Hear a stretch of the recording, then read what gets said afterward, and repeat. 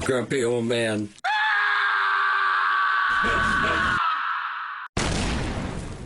Yes! Hello, peoples. We are Grumpy Old Man from the Netherlands. Vase, flowers, tulips, Peter, me, Mark. Christmas depression, after Christmas depression. And today we're gonna talk about a great Dutch band, Powerplay. And Peter, what can we tell about Powerplay? Yeah. He just said to me, I don't know what to say about Powerplay. Well, but, I can tell yeah. the history maybe. No, Okay, go ahead. great. This is Powerplay. It's three people, Jan van der Meij, Peter Verstraeten, Leon Klaassen. Leon Klaassen and Peter Verstraeten both played in Valley of the Dolls. That was a sort of cover band, I think, or, well, they played a long time together. Then Peter Verstraeten, the bass player, was asked by Vitesse. And Leon Klaassen went to Sweet the Buster. This is Vitesse. Vitesse also with Jan van der Meij and Peter Verstraeten, who are both also in Powerplay. And at one point, Vitesse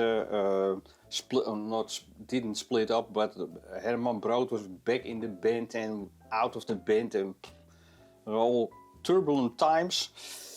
And Jan van der Meij quit Vitesse and took Peter Verstraeten with him and started together with Leon Klaassen Powerplay. And how can you describe Powerplay? What kind of music is it? I thought about it, and I think it's rather hard to make a comparison with something else. But all I can say is it's a sort of pop hard rock. No, not hard rock. Pop rock, because there isn't really any other music. Funk? No.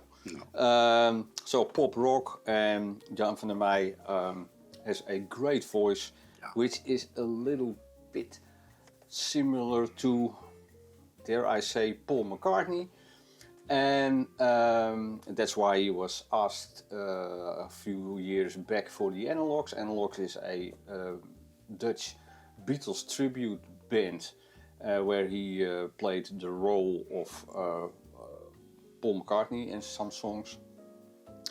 And so, yeah, that's what I can say about the sound.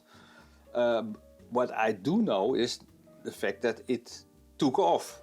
At the moment they started playing, it took off. And I think I was one of the first who saw this band in a very, very, very small venue.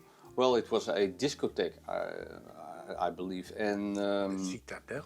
no, that was across the Citadel. Oh, okay.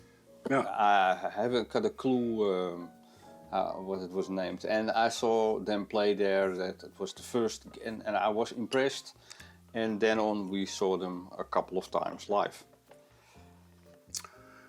Over to you, Mark. Over to me. Now, like you said, it's a pop band, but later also even a bit of jazz rock influences. Because Peter Verstraeten, of course, is a great bass player. He also played on a Chapman stick. With some songs. He played on a fretless bass. He had also in his stand, when we saw them live, he had then the solo. He switched between his normal bass and the fretless bass. That was great. You already did that with Vitesse. Vitesse. I wanted to tell how that came about. Yeah. Because tell Peter, tell! In Vitesse, Herman van Boeien, the guy who runs the band Vitesse, said to Peter, okay, you do a solo now for about 8-10 minutes. And he thought, eh?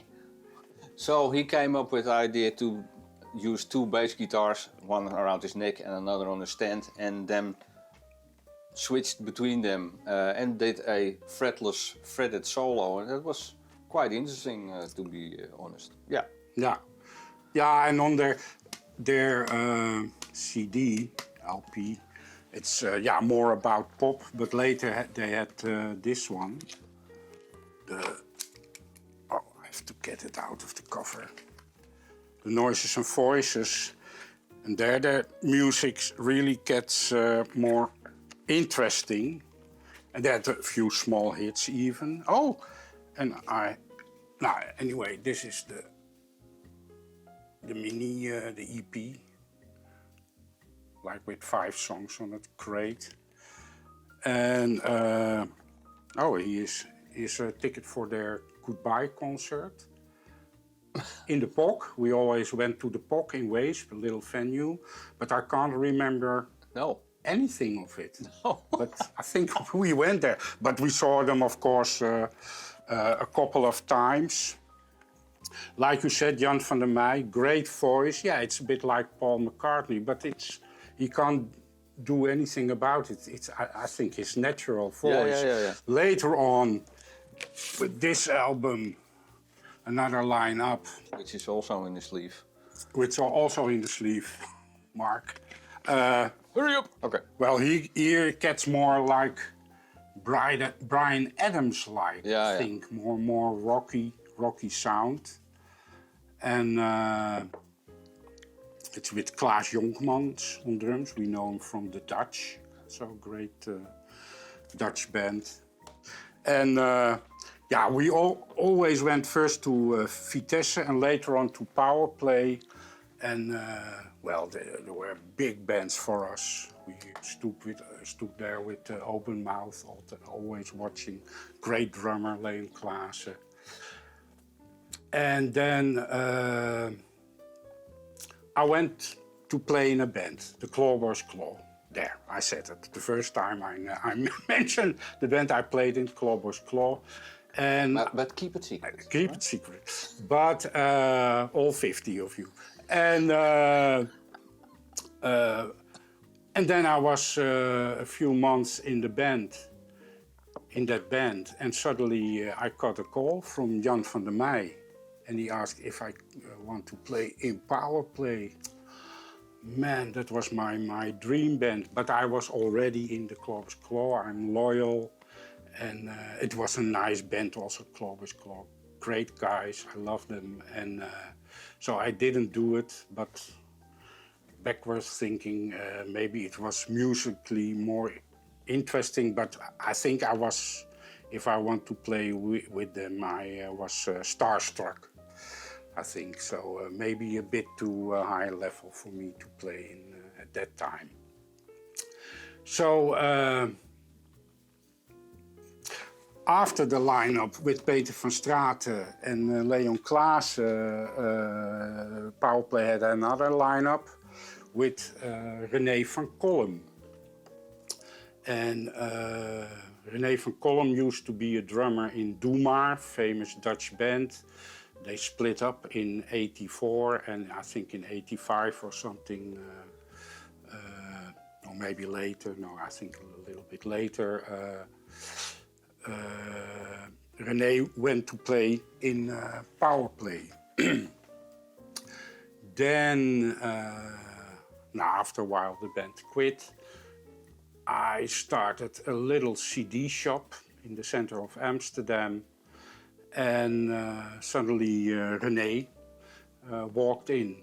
And we had a nice talk, a nice guy he is. And at one point he asked me if he could borrow €50 from me. So I said, okay. So I gave him €50 and you have it back tomorrow. So I said, okay. Never saw him again. And later I was thinking, oh my God, wait a minute. Because in that time he was addicted, really heavy addicted to drugs. And then a few years later, like 3 years later, I worked in a department store and suddenly René was there. So we had a nice talk again and he told me he was now completely clean, completely healthy.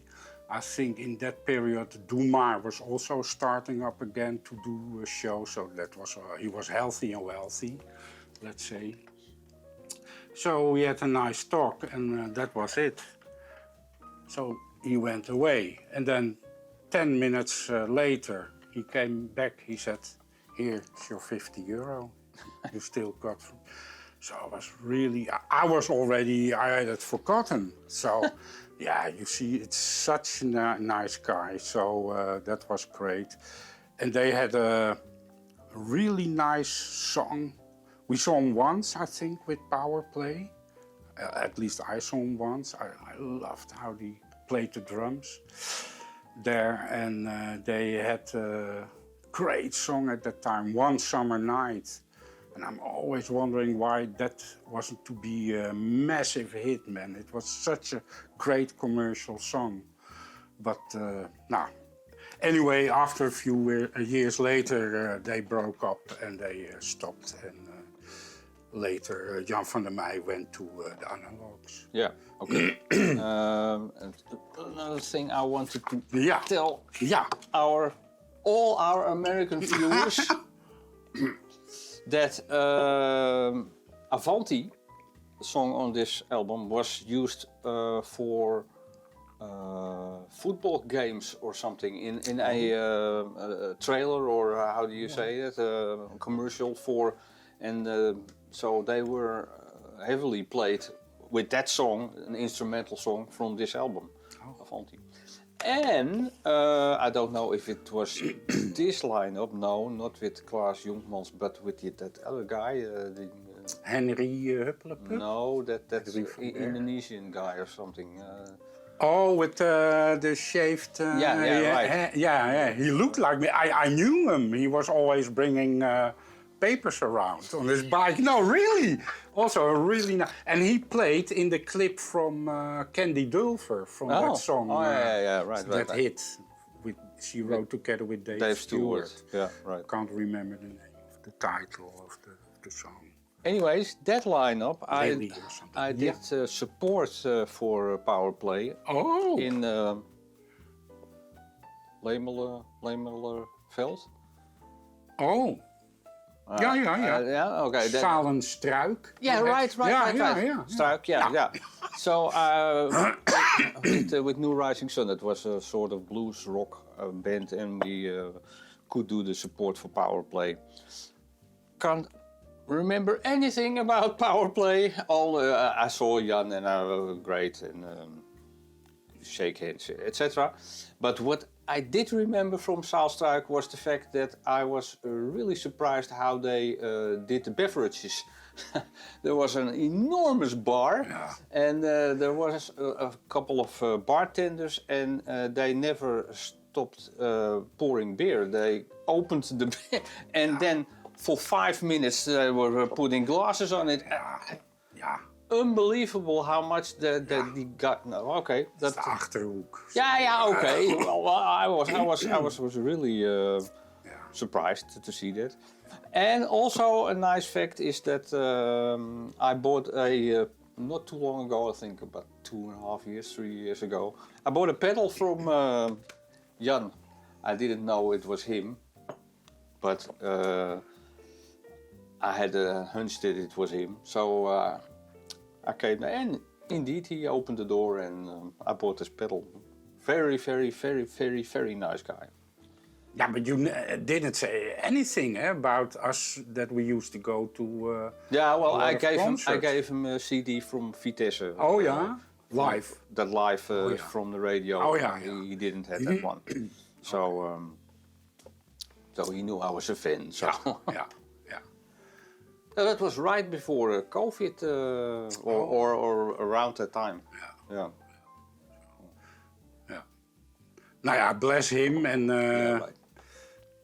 he's of course he is a little bit has difficulties with the hearing, yes. Hearing and tinnitus. I also have it. Every musician from the 78 because of the ridiculous big monitors besides us. We've all got tinnitus. So, but he's now gonna play again. You told me in a cover band. Yeah, right. Yeah. And I maybe forgot the name again. Yeah, every night maybe he's gonna join for a couple of songs. Yeah. And, of course, they had massive success with the analogs, also abroad. So that was also nice for him. Leon Klaas also played in the analogs, percussion, so that was nice. So, well. And Peter Straat, I don't know. Yeah, he's more like a spiritual guy. No. He's still not. playing. He's a farmer. He's still playing, and wow. he lives in the United States. Yeah. And I also not too long ago, but my memory has some holes in it, I think. Yeah. Not too long ago, I heard a podcast with an interview with him, and it was really interesting to hear. And but yeah, I don't know exactly what he told, but he was still doing music. Yeah. So great. Yeah, about what you told about that they were in Vitesse and with Herman Brood, a famous Dutch singer, was that every time Vitesse played, Herman Brood always turned, he was there, by coincidence.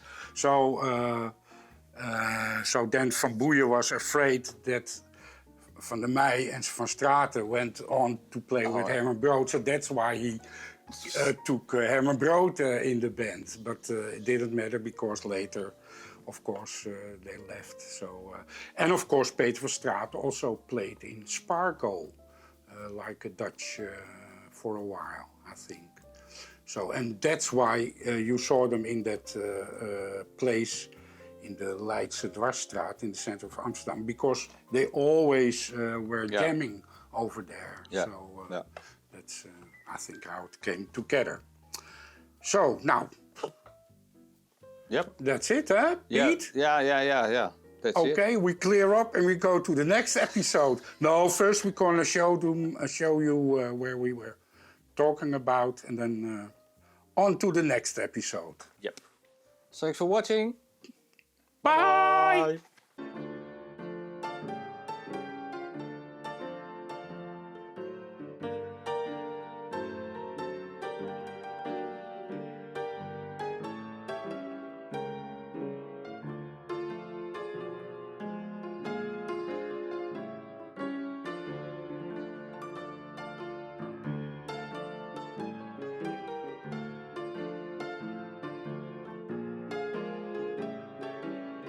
It was wonderful! Bravo! I love that. Yeah, it was great. It was pretty good. Well, it wasn't bad. Well, there were parts of it that weren't very good. It could have been a lot better. Pete. I didn't really like it. It was pretty terrible. It was bad. It was awful. We're doomed. We're dead already.